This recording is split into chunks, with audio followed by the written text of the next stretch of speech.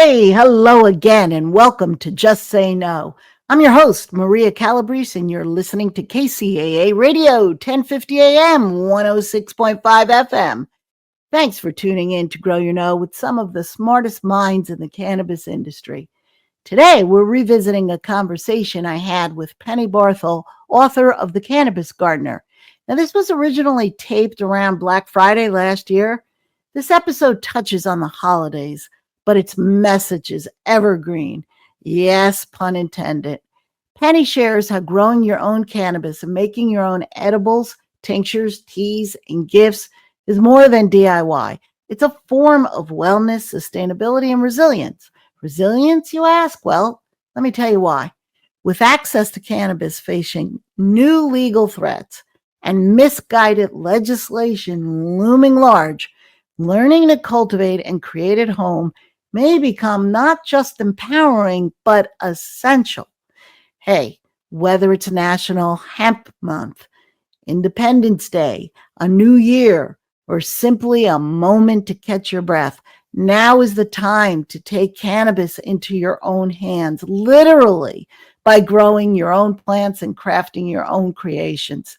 So if you're curious about homegrown wellness, passionate about cannabis self-care, or just want creative inspiration to reconnect with the plant, trust me, this is a conversation you'll want to hear again and again and again.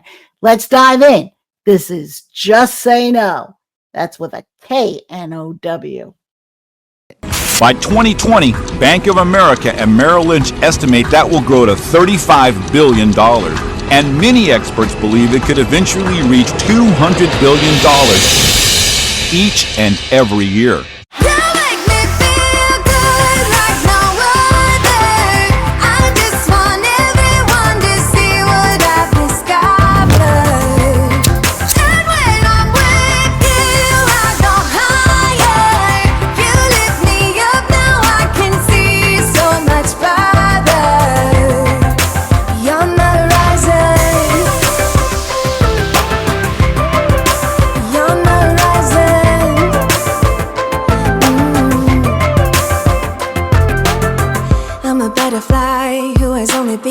Taking me a while to get it. Had to live and cry to appreciate life, and what you give is worth it. When you're holding me and when you hold me so close, I want further in under your skin. Wanna leave a mark so that I can be Welcome, sure Penny. Thank you so much for joining us today. I am delighted to be here with you, Maria. Oh, wow. Well, we're privileged. And I know everybody's dying to know a little bit about yourself and how you came to discover cannabis and what listeners can learn from your amazing book, The Cannabis Gardener. Yeah, thank you for that. I'm going to say this. I came into cannabis very much sideways. I have spent a lot of my adult life. I've always loved food. I'm a total nerd. I love plants. I am a lifelong gardener, a cook, and actually sort of got myself going with a food blog. And on that, I had a couple of awesome recipes. One of them made it into Sunset Magazine in 2017. From that, I kind of got acquainted with the gardening culture. I always knew that there was weed in the Bay Area. I was neither for it nor against it. I was just kind of beside it. But about a decade ago, I discovered that a friend of mine was putting in a brand new garden, tons of sun, and the person who was helping her put that garden in had stage 4 cancer. And he revealed to her how much he used cannabis for his own well-being and to be able to help him withstand the rigors of chemotherapy. And although she and I were neither for nor against cannabis, she thought, look, I've got this great new garden. Why don't I grow some cannabis for him and gift it to him? And so she tasked me with figuring out how to grow it. Because I'm just sort of an experimental gardener, I'm like, sure, I'll try that. And I had some friends in the Bay Area. We grew a couple of plants together. We had a terrible grow. We did not know what we were doing. But through that, I decided to do the research to figure out, well, how can she grow this plant? I fell deep in love with this plant. Just fell in love with it. Started taking my own notes. And went looking for a book that I could give to her. And there was not a book out there. There was lots of information for the commercial grower, lots of information for indoor grows, but nothing that situated this plant where I wanted to grow, which was in my garden. Since that time of a decade ago, or a little bit less than that, I have been on a journey of my own, growing the plant and then enjoying it and using and experimenting with it. I decided to go a little deeper in, and I went to Oaksterdam, which is a school here in Oakland that teaches the cannabis industry, teaches people to go and work in the cannabis industry. So I took a horticulture semester. So I'm a certified cannabis horticulturist. I came in sideways as a gardener and a cook, and I ended up a cannabis author and educator. Would you say it's true of anyone who's part of a backyard gardener that just has a love for plants, that if they become acquainted with cannabis, it's going to have the same effect on them? They're going to fall in love? I think so. I've got friends who grow it and don't use it. They have a lot of good friends that they give it to, but they are so in love with this plant. We'll get perhaps more deep into the weeds, as like I like to say, on how to grow it. But I'll tell you one thing. It goes from a tiny little seed to, in my garden, a 9-foot tall monster of a plant in 4 months. So from seed to dried bud in my jar in 5 months. It's a really fun plant to grow. Real easy too. It is. I actually tried it myself, and we'll talk about that too when we get to growing it at home. Today is our Black Friday special edition, and we're going to take a green take on this Black Friday, where we're prioritizing wellness over consumerism. And did you know that Black Friday originally started in Philadelphia in the 1970s and had absolutely positively nothing to do with shopping? I like to make the metaphor that cannabis started out as a Schedule 1, but it really has absolutely positively nothing to do with Schedule 1. But no, little Maria, I right? like to say this. I like to say cannabis was framed, right? Cannabis was framed. It doesn't belong there, never did. It belongs in the garden. And I love what you said. And Penny, you know who else was framed? Eve. I always like to say Eve was framed. Started in the garden. It always starts in the garden. So there you go. But yeah, what happened with Black Friday, I guess the police used that term to describe the chaos that was generated from shoppers wanting to get out early the day after Thanksgiving to hit the sales, but they wanted to get home in time for the Army-Navy football game. And it just was a frenzy. There were traffic jams and everything else. So it got coined by the police in Philadelphia as Black Friday. But then in the 1980s, retailers grabbed it. Hey, marketing, let's make it this shopping extravaganza. And it's when the stores finally went into black and became profitable for the year. So would you say, from your experience, that this hands-on DIY approach, rather than just, even in cannabis, there's so many, I'm not bad-mouthing them, but there's so many emerging brands and products and gadgets. Would you say the DIY hands-on approach it's been more meaningful and sustainable way to even nurture yourself, especially during the madness and pressures of the holiday season?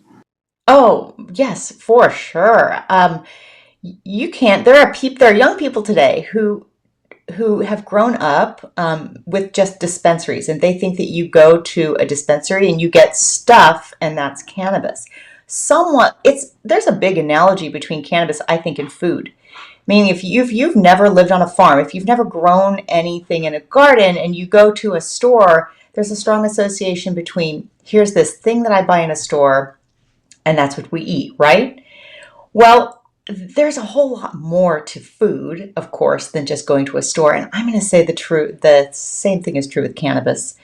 It's only very recently that cannabis was considered anything other than just one of many medicinal, and I will call them culinary herbs in the garden. But today, just like how Black Friday transformed so recently, that's a very recent thing.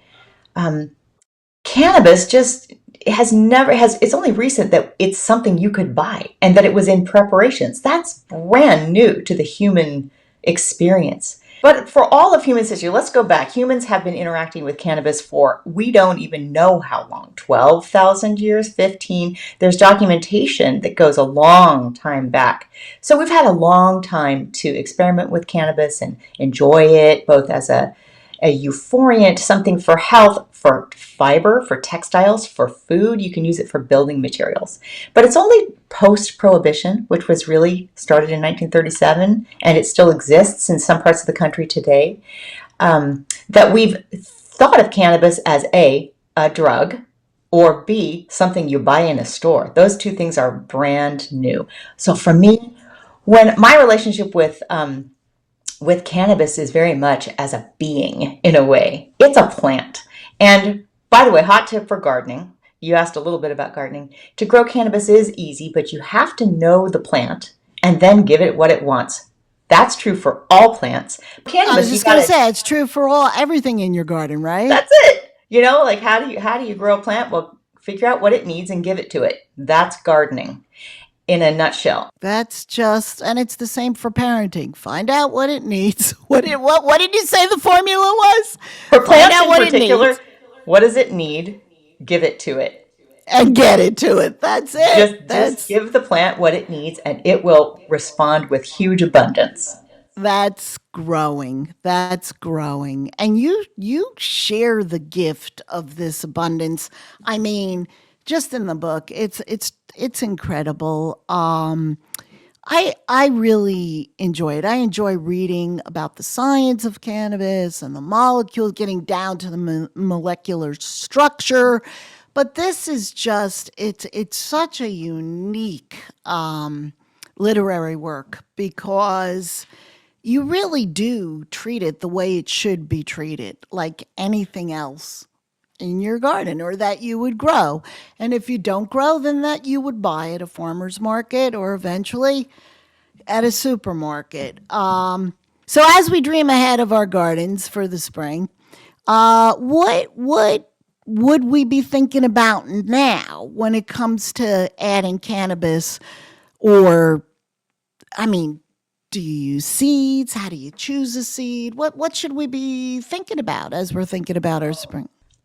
That's a great question to ask. If gardeners know that gardening is year round. Even if you're not outside, you're gardening in your head. And so winter is the time when all the seed catalogs come to your door and gardeners just pour over the pages and salivate. Ooh, I'm going to grow this year and this and that. So it's seed picking time. But with cannabis, I want you to back up one step and ask yourself this, especially now that when entering the holiday season, you can have perhaps some additional drain on your time and energy. A lot of people have gatherings they need to go to. Those with social anxiety might feel a little worn out by these things. So ask yourself this, in another year, how do I want to feel? Do I want to feel calmer? Do I want to sleep a little bit better? Maybe have less pain? Good, because that is the first question you ask yourself before you buy anything to grow cannabis, which is a summer annual. What do I want to feel? What do I want from this plant? And then you can start winnowing down your needs and choose the right seeds to buy. So that's the first step is going to be, of course, getting some information is very helpful, and my book is a good source of that information, so that would be another thing to buy. But you can actually start deciding, what do you want from cannabis? And you have to know that before you can even decide what type of cannabis to buy seeds for.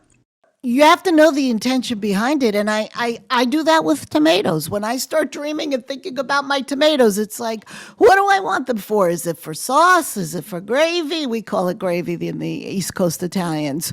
Do I want to eat it raw? Do I want it for a salad? So you're interesting. Some people don't even know what they could grow cannabis for. So can you just list? Some of the I sure things. can. One of the classes that I teach is called Cannabis 101. And I teach this with my business partner, Keisha, through our business Wondering About Weed. And we offer classes to adults, and we start every one of our classes with a question. Why are you here? What do you need or want from cannabis? And I'll tell you, here are the top 3 things. Number 1, top 3. Number 1, pain. People come in saying, from little aches and pains to big aches and pains. I've heard cannabis can help with pain. Is that true? Answer, yes, absolutely. It has wonderful health promoting properties and can be very effective at treating especially chronic pain, inflammatory pain, but also neuropathy. And there's more nuance to how that works. But that's number 1. Number 2, how about sleep? Somebody said I should take a gummy. What do I do? I've heard cannabis can help with my sleep. Yes, it can. And it's a bit bigger answer. There are a number of different ways and different cannabinoids, which is a special group of molecules made by the cannabis plant. So sleep is number 2. Number 3 is anxiety. That's anxiety. And so those are the top 3, I would say, health reasons that people come to cannabis outside of the obvious, which is I love getting stoned. And I'll say, yes, absolutely. Cannabis does that too. So that aside, and we're going to say that's why they call the rec market. It's billed as that. I like to say the term adult use. So there's medical, and that's often how it starts. People get warmed up for using a medical license through state legislation, and that's how California started. And then there's adult use, meaning you don't need to have a medical reason. You can just enjoy it. Those on the inside of cannabis would say, even if you're using cannabis just to get high, it's still medical. It's still going to do some good for your body if you don't overconsume. But those top 3. Yeah, I agree. I mean, just like if you're, drinking orange juice just for the pleasure of it, you're getting health benefits. You're getting vitamin C, you're getting phytonutrients, you're getting fiber. All right. So now I come to your workshop and I say, I want something for those top 3. Guide me. All right, here we go. First of all, I'm going to ask you this question. How many plants do you want to grow? And let's just say, how many plants do you want to grow, Maria? Well, I am going to check down to my local county to find out how many I'm allowed to grow. I happen to live in Southern California, and where I live, I've checked, and as of now, I'm allowed to grow up to 6 plants. Oh, fabulous. That's far more than you could ever use. Truly. Oh, really? So, I'm going to say this. If you are growing just for yourself, and you are a pretty average, kind of new to cannabis consumer, but you'd like to have, abundant product at the end of the season, I'm going to say you can get away with growing 2 plants. I grew more than that. So you could grow up to 6, and you can try that. But let's just say you just grow 2 plants. Okay. You could have at your disposal just about everything you need for all 3 of those different things that we talked about: sleep, pain, and anxiety. But they're 2 different types of plants. They're both going to be cannabis. They're both going to grow as a summer annual. But one of them should give you a lot of THC and little CBD. So I just used 2 words, THC and CBD, that might be familiar to most of your listeners, but if not, let me clarify. They are the 2 most abundant cannabinoids found in the resin on the cannabis flower. And those are the things that we're really after. That's why we grow cannabis for the large part. So you want a high THC plant. You have hundreds of varieties to choose from. That's very common. Marijuana and hemp are the same species of plant. They are both cannabis sativa. That's the botanical name for this plant that we're all growing, whether it produces a lot of THC, a lot of CBD, some of both, or even other cannabinoids. They are one species, and they grow just about the same. So you're going to grow 2 plants, one with high THC, and the other one is going to be filled with CBD in its ultimate product. So with those 2 plants, you now have the raw ingredients to create just about anything you could possibly make with cannabis. It's going to, if you want to lean on, let's just say you're feeling anxious, you want something to calm you, then enjoy some of the plant that produces CBD. Let's just say you want to get really elevated. Well, you're going to want to lean a bit more heavily on that plant that gave you a THC weed. And for pain, it depends upon the type of pain, but let's just say everyday pain, you might have something you want to reduce the pain for in your body. Having a little bit of CBD and THC in the same preparation, that's the golden ticket. So those are the only two plants. Now in my garden, because I just love this plant, and there's huge variety, not just with cannabinoids, but then there's this other layer called terpenes. And that's what makes cannabis smell, I think, so delicious and so strong at the end of the growing season. You don't smell cannabinoids. You can't smell them, but you can smell the terpenes. So know that that's another class of molecules that this plant, and all plants make terpenes, by the way. Not all plants make cannabinoids, really only cannabis does, but all plants make terpenes. So you might have two different plants, both of which get really big and look lovely, two cannabis plants. One smells more like lemon and pine trees. The other one has fragrances of vanilla cake and grape and cheese. It's amazing the amount of delicious smells. But those delicious smells work with the cannabinoids in your body to alter the perception of the cannabinoids. So one might give you a high that feels like you're like real focused and maybe a little bit very alert and awake. Activating. We sometimes in the cannabis industry, they might call that a sativa-leaning effect or a head high. Those terms are really changing, but that might be the old way of describing that high. Even just with a high THC plant, you may have terpenes that make you feel calm or sleepier. So those would be maybe called a body high. And I will say that most of that language, body high versus head high, the key word there isn't the body or the head, but the high. So the key thing to remember for people, especially if they're new to cannabis, is to understand how much THC or CBD is in any given product, and then how potent is it. That is the key determiner. Now, the nuances of how that THC might hit in your body or in your mind are going to be impacted by terpenes, but that is of secondary importance. So focus first on what's the cannabinoid content of weed, fresh flower bud if it's dry that you're going to smoke it or vape it, or more importantly in edibles, it's very important to know how much THC and CBD that you're getting, and especially how much THC. That's really the one to pay attention to, because that is the only cannabinoid that makes you feel euphoric. The others have an impact. That's a whole other reason to grow your own, because then you can really know that with certainty. Yes, for sure. So with that, Maria, you have every ingredient that you need. If you've got a high CBD cannabis and a high THC cannabis, that's most of what you're going to need. I love dreaming about this. Now we're into the spring. We're doing our garden, but then we're just coming off of October, Croptober. How do you harvest it or dry it or cure it or store it, and when is the best case use to use the fresher?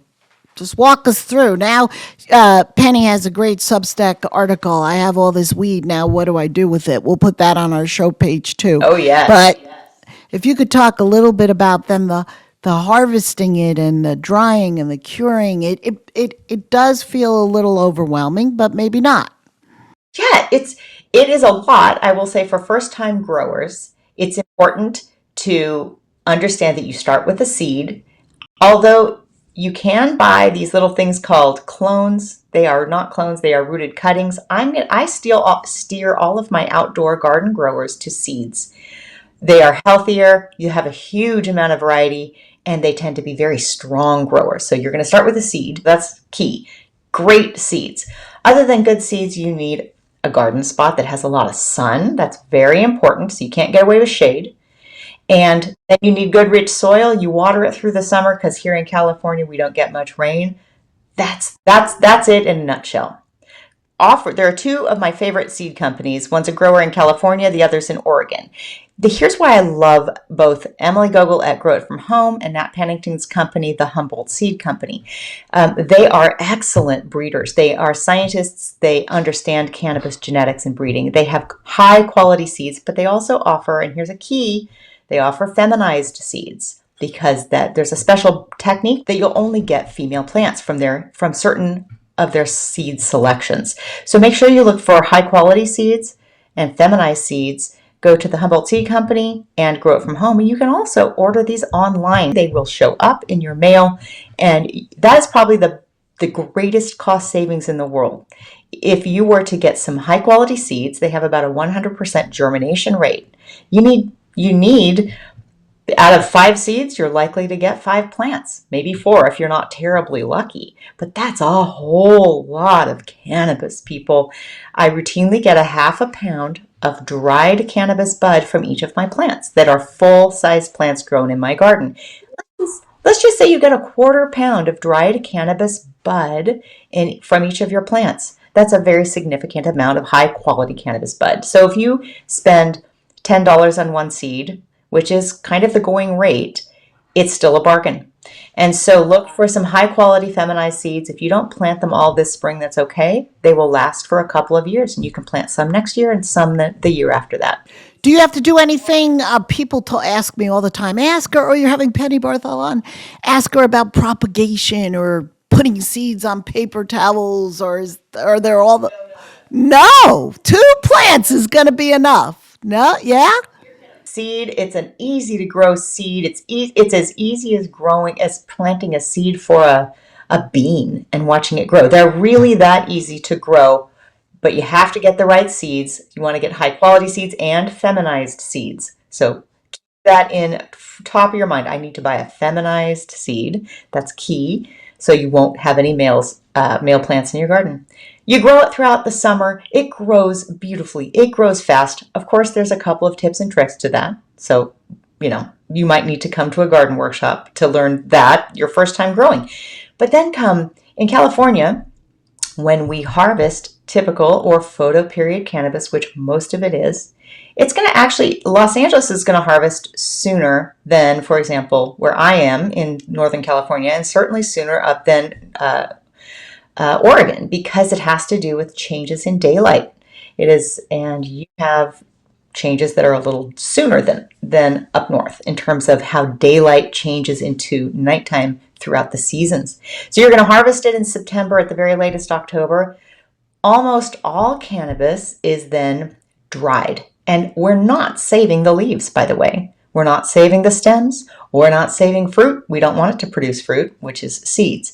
We are saving the unfertilized female flower bud. Inconsequential little flowers. They don't look like pretty flowers that you would see in a florist shop because they don't need to attract pollinators. They are wind pollinated. So they're little thick groups of flowers that we call colas. They're extraordinarily sticky with resin. They smell incredibly strong and fresh and wonderful. And then you dry it, and boom, that's your weed that you have. It's ready to go by mid-October, late October. It'll be dry and ready to use. And how do you store it? How do you store it in, after it's appropriately dried, you just pack it into either glass jars that are airtight or Mylar bags. These are food storage bags that kind of look silvery. They're widely available online. And you want to make sure that you're not using like a Ziploc bag or something that's polyethylene. That's not the best way to store cannabis. You want to store it in a cool spot with no light. You don't want to have direct sunlight on it. Okay. So you could use a dark jar, or if it's a transparent jar, put it in a dark space. Yes, a cupboard in a cool place. You don't want to have great fluctuations in temperature. So keeping it, below 70 degrees, if you have a basement or someplace that's cool, that's a very good thing. It'll help keep your cannabis fresh for the longest period of time. No light and little oxygen, because oxygen, light, heat, and then time are the 4 things that make your cannabis lose its peak of freshness over time. Cannabis, good for about a year. and then I use it for something different. But for fresh use, dried cannabis, I like to use mine every year. So I grow it every year. Nat, this is the fun part, using it. So, how do we savor the fruits of our cannabis Oh, garden? Yeah, I mean, I'm gonna let you run with this, but I saw something in here that caught my attention. Something called a vanilla bean infused CBD gummy. Whoa! You're not gonna find that anywhere on Black Friday, let alone on sale. I can tell you that. oh, cannabis And is so. yeah. I said at the beginning, I came into this sideways, and I came in as a cook and a gardener. Those are two of the best skills you could possibly have for understanding and enjoying cannabis. I also have a degree in nutrition and food science from UC Berkeley, so that helped me with a bit of the biochemistry that this fabulous plant gives us. Um, but that does not mean that you need to have any education in food or gardening or anything. You can start out as a, I've never gardened before. I don't know what I'm doing in the kitchen. And I'm like, fine, you are in good company and you don't need to. Once you grow this plant, there are a couple of key things in which you take the goodness of the resin on the flower and you make it available to our bodies. So in my book, we talk about how to make a tincture. So that's my number one product that you would make. Super easy to make, and it's very flexible. A tincture is something that is probably the oldest way that people have consumed cannabis other than smoking it or inhaling the charred vapor. A tincture is just, you take some sort of spirit. I like to use Everclear or grain alcohol. You soak your cannabis bud in it, and then the resin from the cannabis moves into the alcohol portion of that. You get rid of the plant material. You've got this neat little, very potent tincture. You won't find tinctures, by the way, in dispensaries because dispensaries are not allowed to sell anything with alcohol in them. They will sell cannabis drops, but they are oil based. Okay, wait a minute. I'm sorry. I'm sorry. We're not doing a legal update today, but that's amazing. Dispensaries, legal dispensaries can't sell anything with alcohol in them. But what about the corner liquor store? Okay, I'm just saying. I'm just saying. Oh yeah. Oh, the tangled web that we need. If we just had left this plant alone, we wouldn't have these weird distinctions, right? Let's just put it back in the garden where it I belongs. And did then not know that they so couldn't they sell are anything. because they want to divorce or keep separate um, certain intoxicants, one of which is alcohol and the other which is THC. So they want to, okay, we can't let those two things mix because that's just too potent. And that sadly relates to even the minuscule amounts of alcohol you would ingest taking half of a milliliter of a very potent cannabis tincture. Anyway, it's so inconsequential, but here's the cool thing. You can make it at home. You can have it at home. You can't buy it anywhere. It's just not for sale anywhere. You can't Wow. buy this in a dispensary. You can't buy it in a liquor store because So they are prevented. what's So in the isn't that tinctures and cool? dispense? Now you've Yeah, got this. very cool. So the tinctures and dispensaries is the oil that it's It in. Is is, that and they're right? wonderful. Oh, There's all nothing wrong right. with them, but they're Yeah, but one. they're not water soluble and they don't mix so well. Go ahead. I'm gonna let you So a go on. I tincture is think my starting point. If you just make one thing from your cannabis flower, make a tincture. But with any given flower, you can make two tinctures. You can make one tincture with bud that's just dried, but it has not been heat treated or decarboxylated. So you get access to the raw cannabis, the raw cannabinoids um, in that one, or you decarboxylate it, which is a pretty simple thing to do. You just put it in the oven for a certain amount of time. And then you make a tincture with that, you get a very different cannabinoid profile, we like to call it. So you have two different products from one type of plant. Let's just say you grew one plant. Well, you have a suite of you have two different main cannabinoids going on there. One is the acid form, and the other is the stable form, the one that we are more familiar with. So that's a tincture. you have in the raw form from the CBD plant, you have CBDA, and you could have Yes. that in your tincture, or you could have THCA and that in your tincture, or you were saying you could apply heat to them, decarboxylate them, put them in your oven, and then have CBD or THC. So in Exactly. theory, you could have a raw form tincture, or I like to take tinctures that mix THCA with THC and CBDA with CBD. Yes. I feel a real benefit for pain doing that. You are, and you have intuited something that cannabis science is starting to reveal in the lab as well. So, having both raw and decarbed cannabinoids or stable form cannabinoids together are finding that researchers are finding the best and most profound health benefits from the combination of those cannabinoids.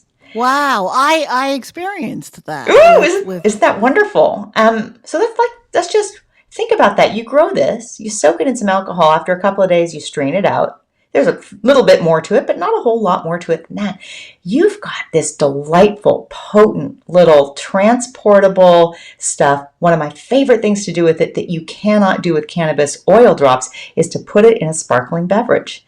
It is delicious. It is wow. wonderful for Now, the do holidays. you perfect for the holidays? It's Yes, great.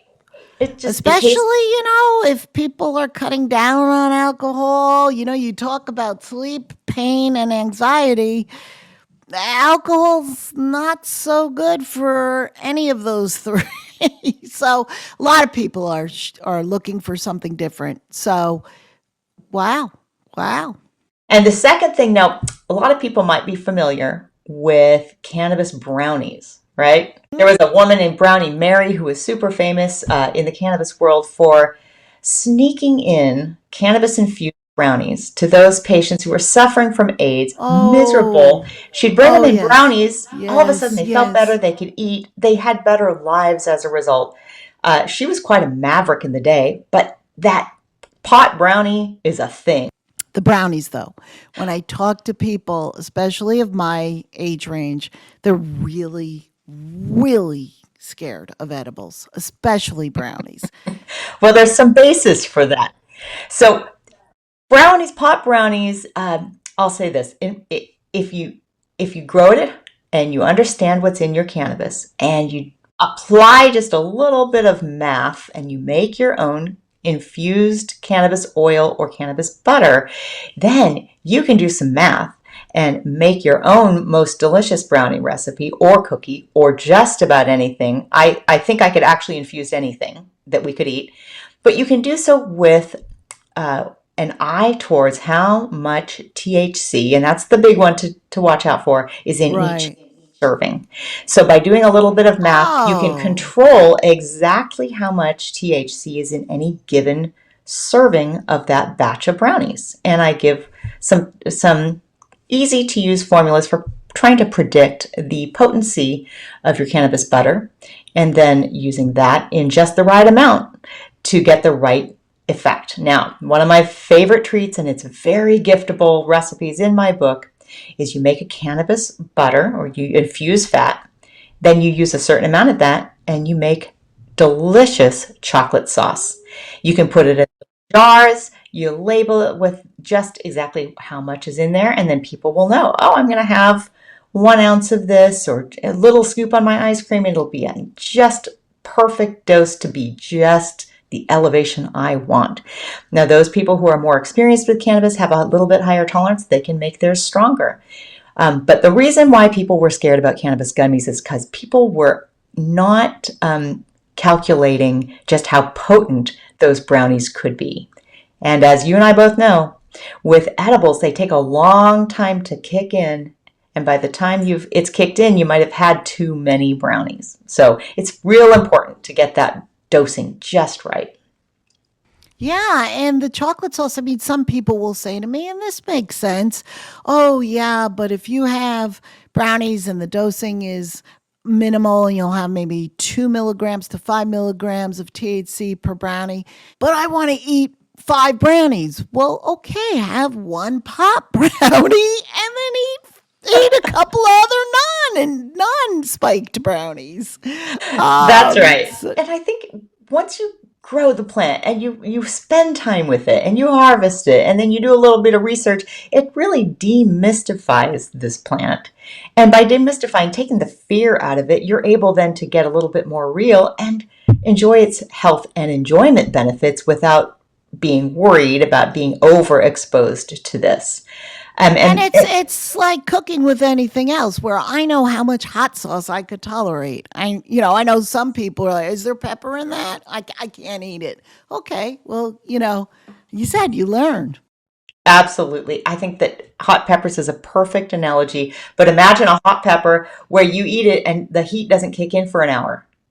Oh, that's great. So we get That's immediate feedback great. That's with every great. other thing we taste, but cannabis is not like that. It takes a long time for edibles, especially fat-based edibles, to kick in. And then it's got a long duration. So that's a great thing for other applications, like sleeping is an ideal time to have just the right little edible because it lasts the whole night or a good portion of it, but not so at a social event. So, but that's something you can do. And there's another little gift that's a little bit more advanced is I make a cannabis oil. Some people might know it as Rick Simpson oil. It's just a pure cannabis concentrate. I use a special piece of equipment for that that's not all that complicated, but it just allows me to concentrate my cannabis, and I put it in my favorite is a salve that I like to call magic salve. And I've provided a simple recipe for that in my book, but that's like the third way, and that cannot get you high, but it's incredibly soothing, and it's something you use on your skin. As a topical. Yeah. Yeah. Yeah, I love a nice magic salve for aches and pains. I've even used it for mosquito bites, and it's incredible. Have For you? Have you? sure. And Yeah. as we're talking about Black Friday and gift giving, let's just back that train up Yes. one more step, because the reason why we give gifts is that it's a season of celebration. It's also a season of we're wishing each other peace and goodwill. Well, And and gratitude. gratitude, if you are giving people the gift that gives them the ability to have a little bit less anxiety, a little bit less pain, a little bit less Oh, sort of existential suffering in their lives, I just think that that's a perfect fit with the season. And then if you calm down and have a CBD gummy, get a little bit elevated in the evening, I think it's actually going to break cycles of anxiety and worry and feeling this, I don't know, push to outdo one another perhaps, which is antithetical to the season. But I just think it's a great fit with the season entirely. well, it's stressful. I mean, kids are Yeah. home from college, patterns are interrupted. Everything is, you're seeing people you haven't seen in a long time, who's still together, who, God forbid, passed away, who's no longer together. Um, you get big groups of people together that you don't normally do. You're off your routine. It's an exciting time, but it's a very, very stressful time. It really can be, especially for um, those who feel the effects of social anxiety. And I think all of us get that to a greater or lesser extent. Oh, There are yes. some people who just have a little bit more sensitivity to, ooh, I got to go to the office party, or it's going to be a big group, and for whatever reason I'm feeling a little nervous. I actually think that a low dose edible or a low dose little tincture can really help offset that in a way that alcohol doesn't. It hits differently. I make low dose gummies, and I have named them, and for my husband, I'll just say I make them for him. I call them mood lifters because Oh, I'm a hey. total party gal. There is nothing that will make me nervous going to a party. But when you go to you're just having one of those days and you need a little bit of mood switch, it's subtle and it's nothing you want to rely upon overly much, but it's just subtle and it breaks a cycle of negativity sometimes, helps you to enjoy situations rather than just enduring them. It does, but I can say anecdotally, you don't rely on it. I haven't relied on it. I've the fact that it has changed my mood or lift that negativity that I might be knee jerk in certain situations or that anxiety in a certain social, having the experience of it lift it becomes experiential. You've had this like corrective emotional experience. Once you experience it and it helps you to experience it, then it's easier to not need it to get to that space. but unless you've been to that space of relaxation, you don't know how to get there. You don't even know what you're seeking. Yes, for sure. So the chocolate sauce, the salve, the tisanes. What are some of your fans' favorites? Good. Gosh, so much. Well, I have to just say my number one fan favorite, once people have tried it, definitely the magic salve. So that is Okay. huge Well, over fan the favorite. chocolate sauce. Over the chocolate sauce. Over the chocolate sauce, because that's Wow. for everybody, even people who have really had a number done on them by the war on drugs. And I'll just say that's everybody over the age of 40. Number two would have to be the chocolate sauce. It's just absolutely delicious. It's super simple to make. Probably the third thing would be one of my many flavors of gummies. Now, we are aware of gummies at the store. The ones that I have in my recipe, in my book, are a little lighter and fresher. I always rely upon natural ingredients. Like yesterday in my class, we made Meyer lemon gummies, and they were just exquisite. Ooh. So they use gelatin, they use some sugar, and it uses a cannabis tincture in the gummy recipe. So it's a way of getting a low dose of cannabis, and you're in charge of what's in that tincture. It could be raw, it could be decarbed, it could be THC, it could be CBD, it could be the both. You can make custom gummies, and they're fast to make and really delicious and quite low dose. So there's little risk of overconsumption because they're just one little gummy at a time. It's fun. I mean, this is also the holidays, gifting, meaningful gifts, and baking, cooking. And in my book, there is, I have a recipe for giant cheesy goldfish. And they look like goldfish crackers. They I taste saw absolutely that. delicious. And so again, they're one serving is one big cracker.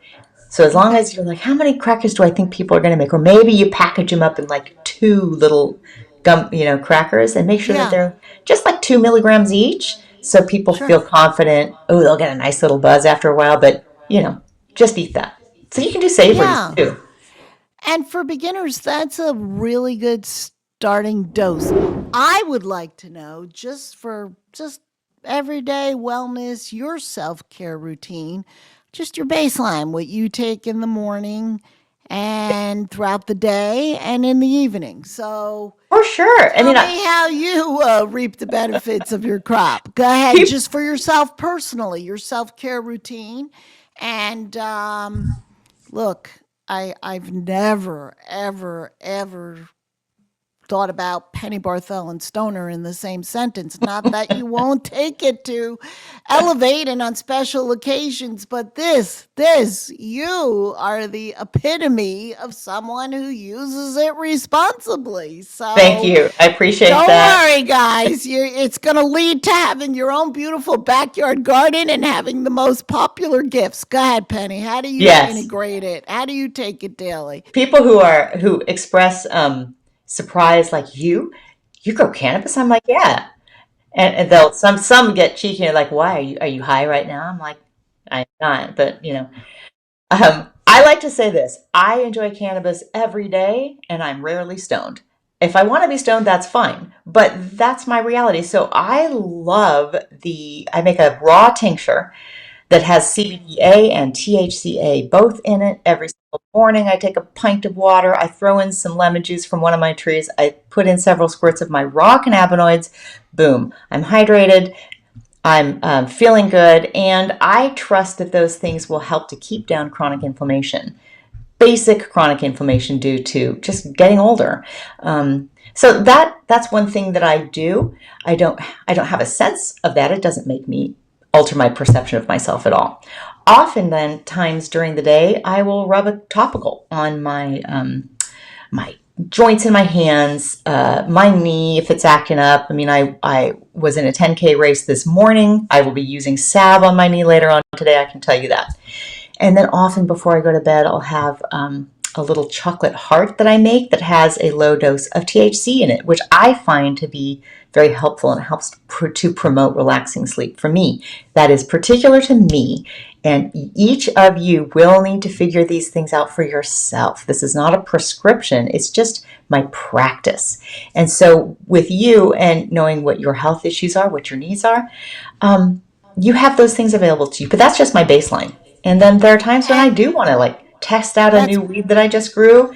And here's one. It's on my desk. This is a little sprig of Royal Highness, and it's ooh. really powerful. It's delicious. It's really cushy. What does it smell like? What does it smell like? Oh, it has what I describe as a classic Kush smell. So here, can you hear it? Yeah, It smells great. It smells that's fresh. It has a lot of hits of like pine and just like you walked out into a wet forest in the Northwest. It smells amazing. and the nose knows. That's The nose another knows. episode. That's another episode. But folks, when you're worried about, well, the predictability now, I don't know how it's going to affect me. What Penny just did, smell it, just like you smell, and see how it hits you, see where it hits you. Getting to your baseline, we're not saying to give any of these things up, but wow, to add that pint of water with cannabinoids to my cup of coffee instead of just having caffeine, which is also legal, I think would probably do me good. To add the magic salve and cut down on the ibuprofen, oh, I think my gut would appreciate that so much. Definitely. And then in the evening, to take a chocolate heart instead of a pharmaceutical sleeping pill or a bunch of wine, nothing against that. You could still have that. You might find you're having less. Indeed. And you're having less of something that's serving you, but also has negative effects. And you're replacing it or, cutting down on it, diluting it with something that has the same effects and is actually, can't make health claims, but as the research will show, as we get even more and more studies, but there's a lot of peer-reviewed studies about the antioxidant effects and the anti-inflammatory effects of the medicinal benefits of cannabis. It's a magic plant. Yeah. Well, and then in closing, we always ask our guest, we have a segment called Nip It in the Bud, because we want to break the stigma.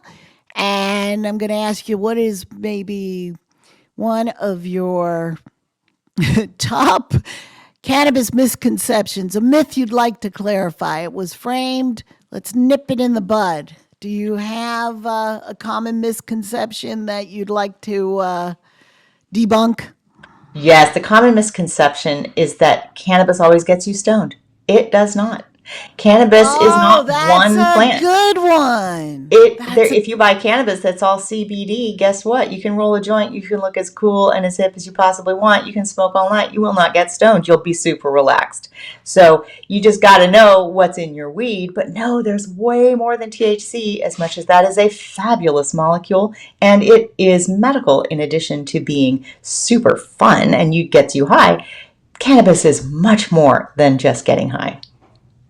It's much more than the promise of a high, and there's many things. Hey, today people are chasing sales, not chasing a high, but we'll see. We'll see. They might come home and want to chase a high. I think they might want the CBD after the Black Friday. So, well, Penny, and we have one other segment. We have consumer insights and tips. I mean, this entire interview was one big consumer insight and tip. I really love knowing the intention behind what do you want to have your cannabis for and understanding who's behind it. Absolutely. There are, in addition to the Humboldt Seed Company and Grow It From Home, there are a wonderful array of just delightful companies. I think the cannabis industry has some of the most creative and integrity-filled people in business today, but they are under duress in terms of the licensed dispensaries. There's a pretty onerous tax burden that we, the people in California, have put on them. So be aware of how that impacts them. But there's some phenomenal products out there. Go to a really good dispensary. And by good, I mean you get to know them. Who owns them? Are they serving their community? Are they owned by Black people, by women, by queer people? You got to figure out what your values are and then go find a dispensary that meets them. So that's the first thing. And the second is then ask them questions. There are bud tenders who are really well informed and they can help you pick out products. Let's just say you haven't grown your own cannabis, but you love using it. You can go try things at a dispensary and then kind of DIY them yourself next year. That's kind of how I got started making my own products. I loved some of the things that I tried in dispensaries, and I still go to dispensaries and look at their offerings. I'll buy them on occasion, so it's not mutually exclusive. So go to a really good dispensary and try things there, and that will help inform what you make at home. It's sort of like going to a great restaurant. You get inspired. You can come home and go, wow, I can make my own things like that too. Try that. Yep. Wow, wow, wow, wow, wow. What an amazing conversation today with you, Penny. I got to get you in studio because I would like a hug. Virtual. Yeah, we'll do a virtual hug. This has just been such a refreshing reminder that, we're at the beginning of the holiday season, but it's a season. It's a season that should last all year, not be dictated. I like to say to people, it's a state of mind, guys, not a date. So, it doesn't have to be about buying more stuff. I know I do it myself. You should see how many treats and bones my dog has. I just want to shower her. And is it that about me or is it about her? What does she need? It's not. I know you want to make an impact on somebody. Buy this book, Grow It From Home. Make Amen. Something. Yeah, you'll be the most. I tell you, I've become the most popular aunt in our family. But yeah, I'm sure you are too, Penny. Yeah, my coolness ranking did go up several notches. Right? Doesn't it go up? What? Ooh, that's cool.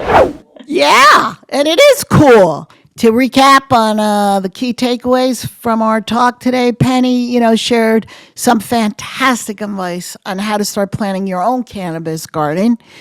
Whether you're dreaming about it now or ready to roll up your sleeves come spring, it's the perfect time to think about what you'd like to grow and what you want to get from it. Why do you want to grow it?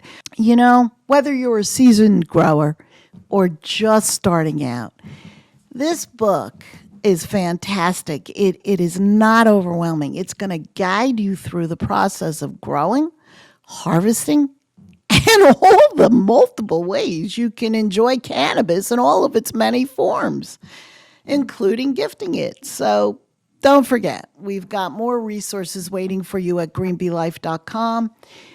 She mentioned Emily Gogol, Grow It From Home. We have some fantastic growing guides and a whole playlist on GBL TV with Emily showing us how to make herbal teas, how to start your garden with seed, to treats for your pets. Whether you're looking to learn, create, or shop, we've got something for you. What a neat person and conversation to revisit. Penny's work reminds us that cannabis is more than a product. It's a practice. And in a time when access is increasingly politicized and threatened, growing your own and making your own might not just be empowering, but necessary. So here's my invitation to you. Pick one idea from this episode and try it. No space is too small. Whether it's on your balcony, your outdoor patio, in a pot, on a windowsill, and no experience is too little. Grow a plant, brew a tea, read Penny's book, The Cannabis Gardener, and most of all, share what you make. I've got to tell you, homemade cannabis creations can be some of the most memorable and meaningful gifts. Before we go, we need your voice. There's a really dangerous provision. It's buried in a federal budget proposal backed by Big Tobacco that would redefine hemp in a way that bans all products containing any amount of THC. That would ban all hemp-derived products containing any amount of THC. That means nearly all hemp-derived full-spectrum products. This threatens small businesses, pushes consumers and patients into the illicit market, and turns back decades of progress. Visit greenbeelife.com for tools, links, and templates to contact your lawmakers. Tell Congress we need science-based regulations, not Prohibition 2.0. Congress needs to create clear, science-based regulations for all cannabinoid products, whether they come from hemp or marijuana. It's both the cannabis plant. Let's normalize cannabis through knowledge. Let's protect access by growing, creating, and speaking out. Thank you for joining me on Just Say No. Until next time, take care, stay curious, and keep growing your know. That's with a KNOW. Just Say No is a Green Bee Life presentation airing live